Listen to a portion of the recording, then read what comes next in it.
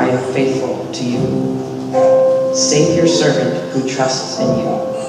You are my God. Have mercy on me, Lord, for I call to you all day long. Bring joy to your servant, Lord, for I put my trust in you.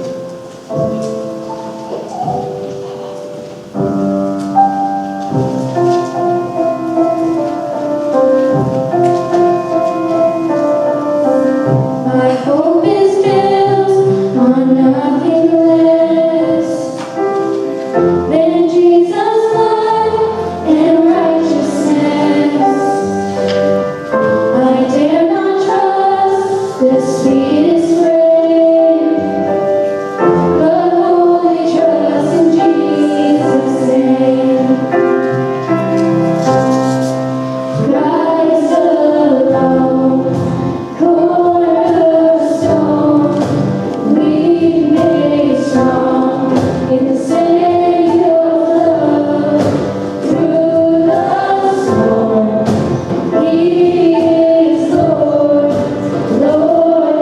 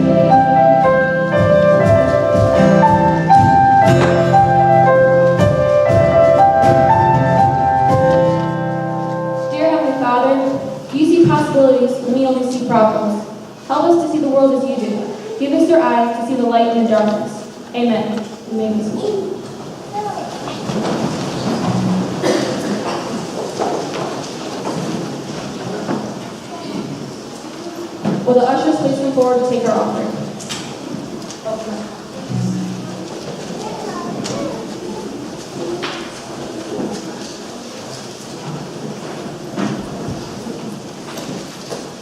Welcome to Zion. If you are visiting today, please stop by the info desk for a welcome packet. We would like to get to know you. I have a few important things to tell you about. This week, our VBS at the Apple Apartments begins. Please pray that kids will see and know Jesus better through this time together. We are still looking for partners to share hosting Sunday coffee time after services. The dates we need someone are in the bulletin, so please sign up today at the info desk. Save the date for the all-church picnic on Thursday, August 24th.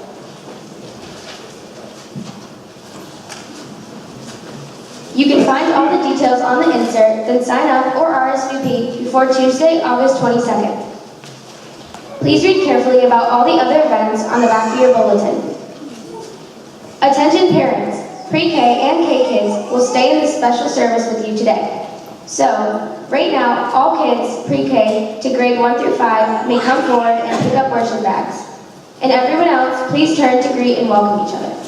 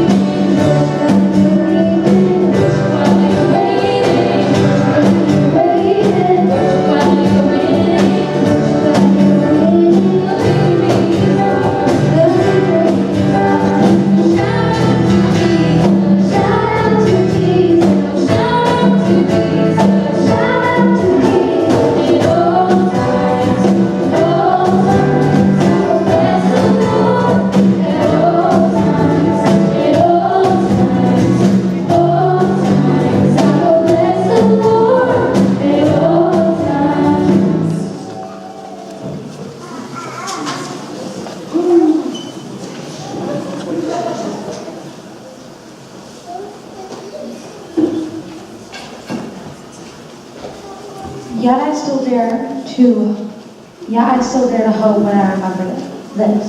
The faithful love of the Lord never ends. His mercies never cease. Great is his faithfulness. His mercies begin afresh each morning.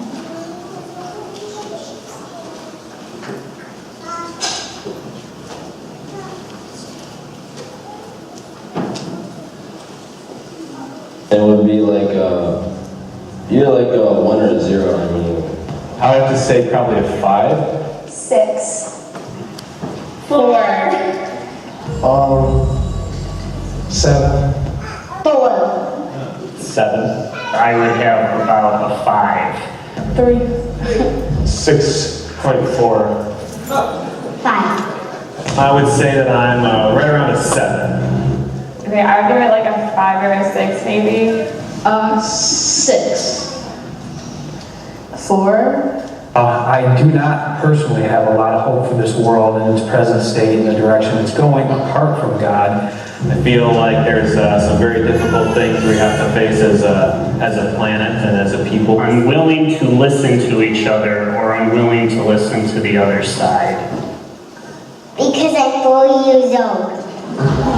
Obviously not 10, because there's a lot we still can work on it. Even if it's positive, we can always improve.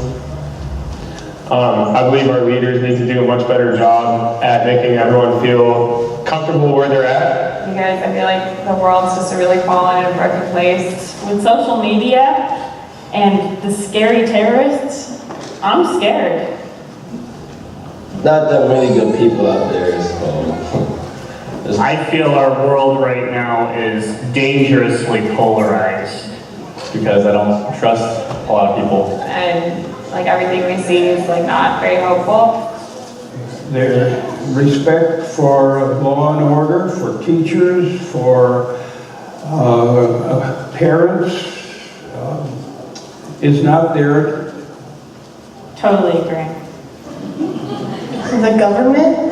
I feel like there's a 50% chance of things to go wrong at any moment. There's a lot of hurt in this world that isn't being dealt with. I mean, partially our government and people's religions, and that's about it. I don't have any of my friends from high school other than like one that is a Christian. We seem to be divided into two different camps, no matter what the subject is. And also there's just so many injustices going on around the world that no one seems to care about, and or people know about them, however, nobody's doing anything to combat them. The fact that Twinkies are going out of business is just unbelievable. Yeah. And for me, none of my friends really read the Bible anymore. Things are going backwards, and it's kind of disappointing. Because the world is getting worse and worse every generation. But like the world's gonna have to like go through a lot of stuff before it becomes redeemed. So it's right now on the path to destruction, it seems like. So sorry, that's really not hopeful.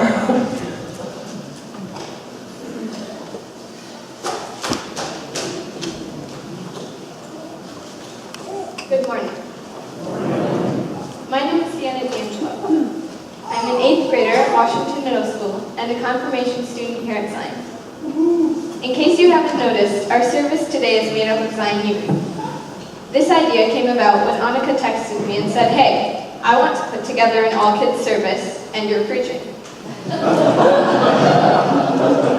So we'll see how this goes. Anyway, as you may have seen in the video, our world could use some hope. I've decided to preach on this topic because nowadays, when you turn on the TV, you see murder, terrorism, death, injustice, and inequality. It makes me sad to think that these things we see on TV have become normal. I just learned this past week that according to the Centers for Disease Control and Prevention, the suicide rate among middle school students ages 10 to 14 has been steadily rising and doubled in the U.S. from 2007 to 2014. Our scripture text today comes from Lamentations 3:21 through 23. I'll read it once more.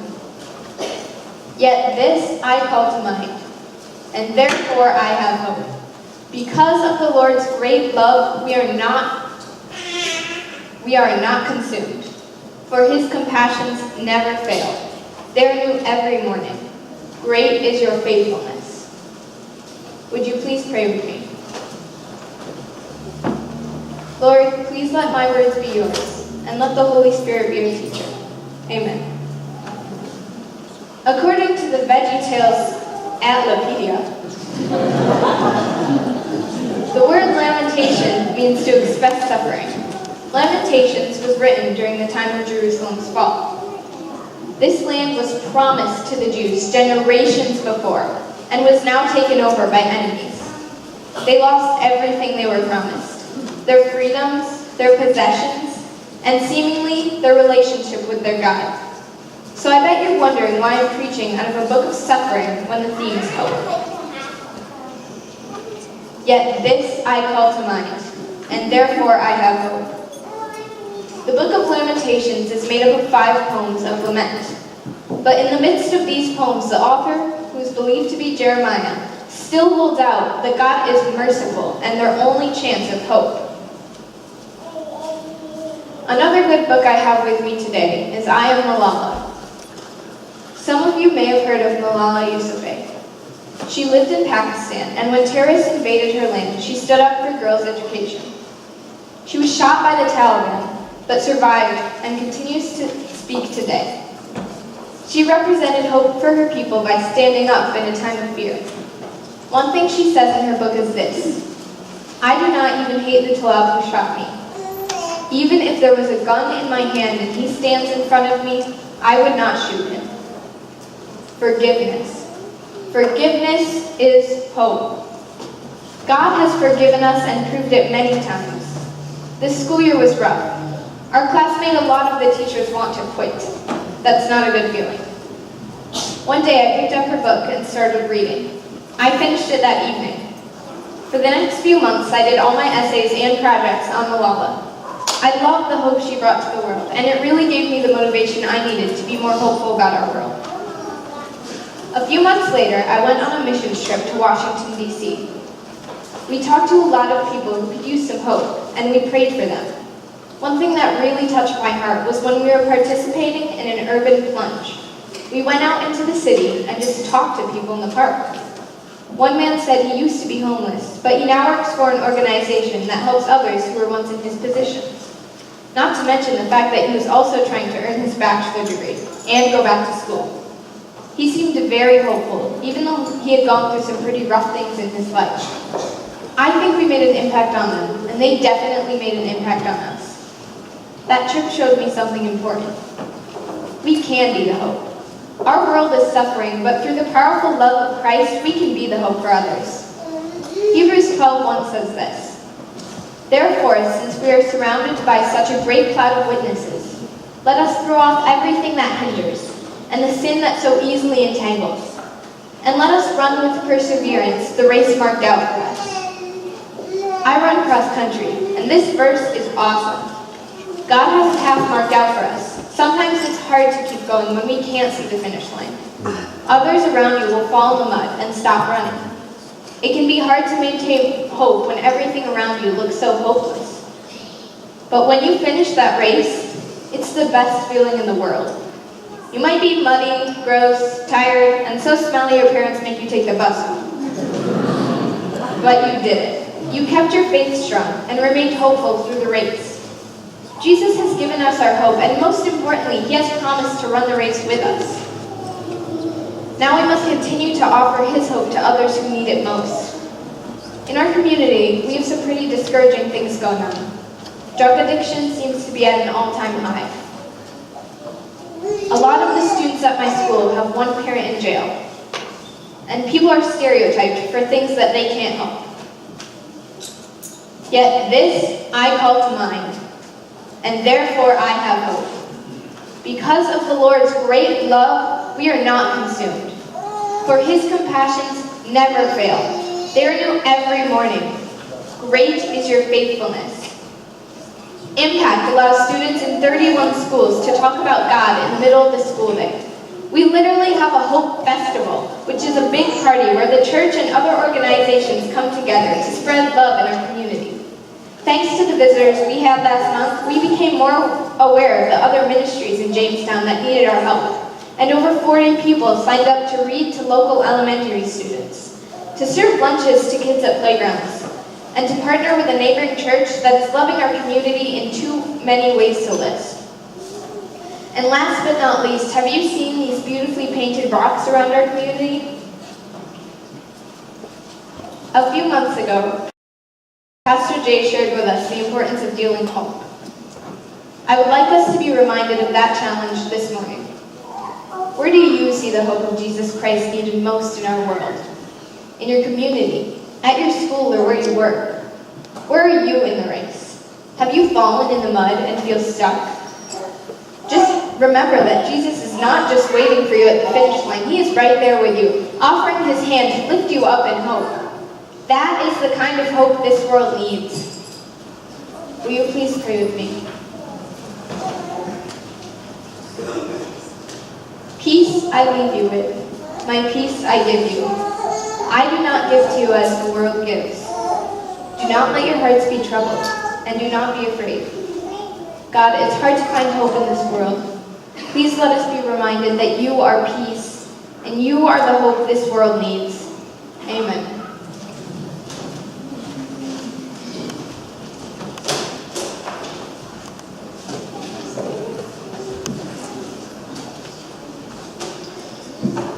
The Gospel tells us that on the first day of the week, the day our Lord rose from the dead, he appeared to some of the disciples and was made known to them in the breaking of the bread.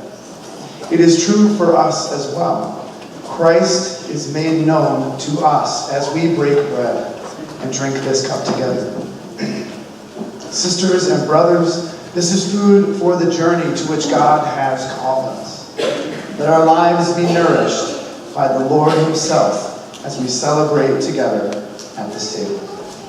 Hear the words of our Lord Jesus Christ as they are delivered by the Apostle Paul. The Lord Jesus, on the night when he was betrayed, took bread, and when he had given thanks, he broke it and said, "This is my body, which is for you. Do this in remembrance of me."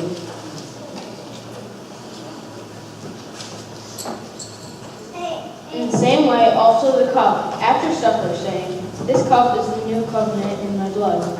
Do this as often as you drink it in remembrance of me. For as often as you eat the bread and drink the cup, you proclaim the Lord's death until he comes."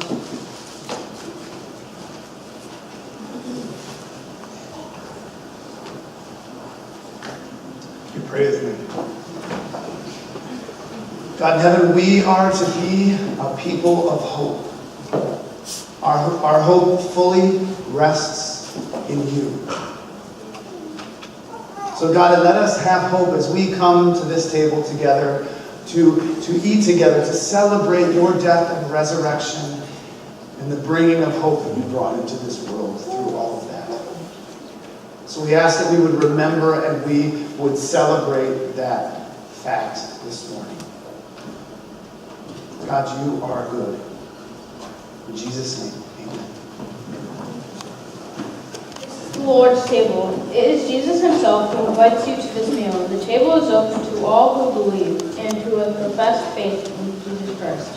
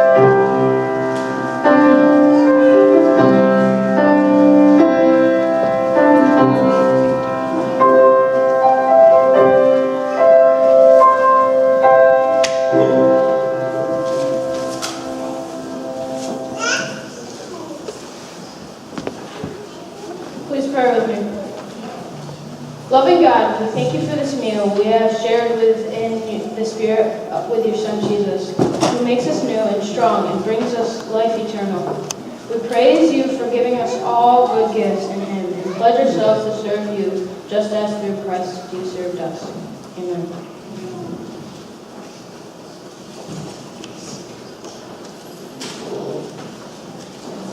Please stand.